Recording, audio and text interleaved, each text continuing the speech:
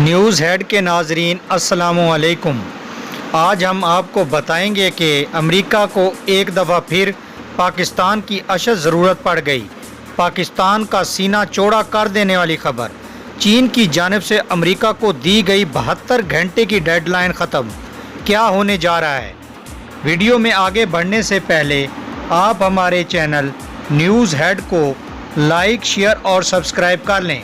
دوستو، امریکہ کے نمائندہ خصوصی برائے افغان امن مذاکرات زلمے خلیل زاد منگل کو پاکستان پہنچیں گے۔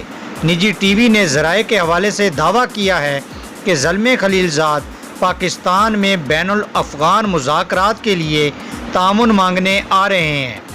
خیال ظاہر کیا جا رہا ہے کہ عید الاضحیٰ کے بعد سے طالبان اور افغان حکومت کے درمیان مذاکرات کا آغاز ہوگا۔ ذرائع کا کہنا ہے کہ امریکی نمائندہ خصوصی کا یہ دورہ انتہائی اہمیت کا حامل ہے۔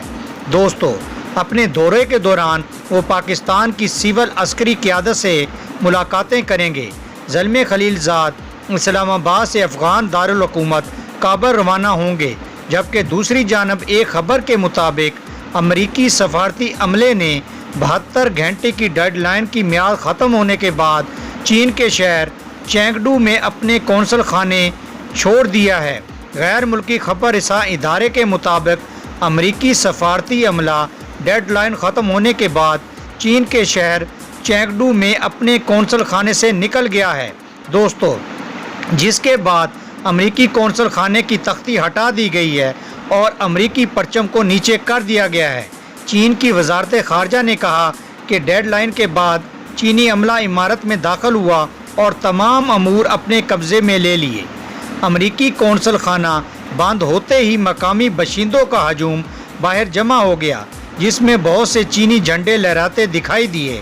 دوستو، واضح رہے کہ بیجنگ نے امریکیوں کے ہیوسٹن میں چینی قونصل خانے کے بند ہونے کے جواب میں اس دعوے پر یہ حکم جاری کیا کہ اسے جاسوسی کے مرکز کے طور پر استعمال کیا گیا تھا۔